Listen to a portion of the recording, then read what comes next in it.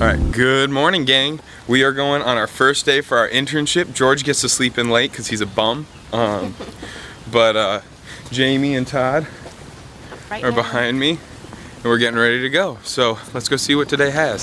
So the buses were off a little, and I thought we missed it because we were like a couple minutes late getting up to the university stop, but I had a second bus that was supposed to come. So we got up there, and 5 minutes later my bus comes, and I'm like, whoa, this is late. Well, we come down here, and sure enough, the moment we pull down here, the other bus that I'm supposed to be on drives away. So now I'm nervous, and that didn't help. So first day jitters. Gotta rock it though. Gotta have that confidence. So we'll see how it goes. So I'm starting my first day. Here I go.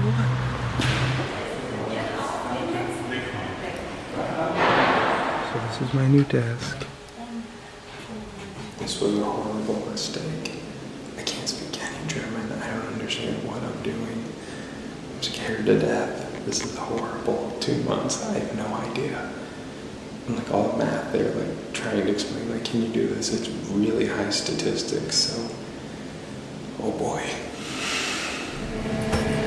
Freaking hard day. Really bad. I'm exhausted. I'll tell you more outside. So I don't speak anywhere near the German I need to in this company. Literally, I think I had maybe 10 words spoken to me in English today, and then the rest was in German. I had a 2-hour meeting that I sat in just to see. I guess they meet twice a week, or not twice a week, but my brain just is mush. They meet once every 3 to 4 weeks to just catch up and see what everyone else is doing. So I sat in that meeting. It was a 3-hour long meeting, all in German. There was a point where I literally was cross-eyed because I could not stay awake anymore because I was just exhausted trying to translate in my head all the words all day. And then they gave me all the promotional material, which it's like, this is what we do, but then some of it was secret, so I tried using my iPad to convert the language, but then one of the guys was like, oh, you can't do that, this is real sensitive, and then I was like, but it's only a translator, so that flew, but then I tried to hide it the rest of the day because I'm in this office, and it is exhausting. I literally am not prepared for this, and I'm trying to keep good spirits. Like, I'm gonna go home, I'm gonna try and get Rosetta Stone and learn the language more, but they're like, I can't do anything. And he's like, well, what are you better at, like numbers or math? And I'm like, well, I can kind of do it all. Well, he wants me to do like what he was drawing out because I couldn't even understand what kind of math he wanted done. He wanted like heavy statistics with like standard deviation and things that like I've done, but I'm not, like, I need at least the internet to just kind of give me a refresher, but the internet's blocked. The only things you can go to is their website. So unless they have a simulation built for me that I can just plug and play, which doesn't seem like they need me to do anything because you could just build a macro to do it, I'm screwed. I'm literally 2 months of nothing. I did get paid today though, 240 euros for the rest of this month, but yeah, there's nothing I can do. And I'm gonna go home and try and see how quickly I can try and learn German, but I mean, this level of conversation is like real specific, so I'm not happy about this. I did, however, forget to mention, my boss is gone for 3 weeks right after the first, this week. So he's on vacation, which is exactly why they switched us, is because everyone's on vacation. So that's even perfect. My boss is gone, the only guy who's actually like my point of contact, because I have no other idea who I'm supposed to talk to in the office. So that's good too, right? I really wish I could have stayed with the first company I was told, the Dornbach, because at least it's a small company, and although it might have been just the same exact situation, I could have at least been in a company that gave me like a small company, something I'm familiar with, you know, but this is just so out there and everything is so number based.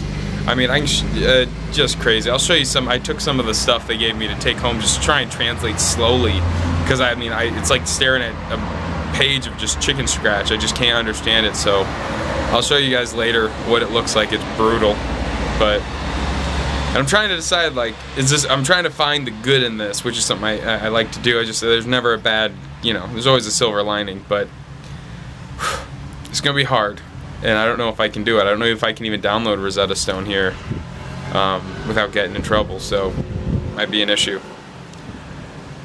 Well, oh well. I do, however, get $30 a week for lunch. Well, basically they give me a card, and it's got my picture on it and everything. I'll show that when I show you all this stuff. I'm just not, it's all packed up right now. But I get $30 for lunch every week, and it's cheap. It's like a couple euros, and it's actually really, really good food. So, I mean, the free lunch alone is good, right?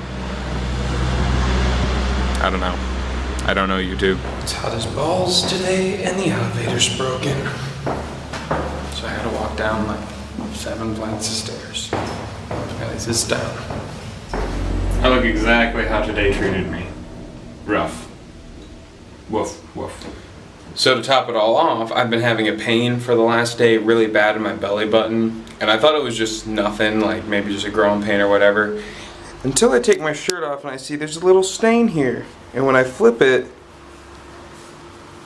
it's all like this dry, crusted, like blood gunk that I'm like oozing out of my belly button. So if today wasn't rough enough, let's throw that on it, unknown symptom. So we're at the Botanical Gardens now, because we're gonna meet Yenner and everyone. And I'm also gonna probably try and see if we have that health insurance that we could probably maybe use for the belly button thing, because it's apparently a really bad infection or something.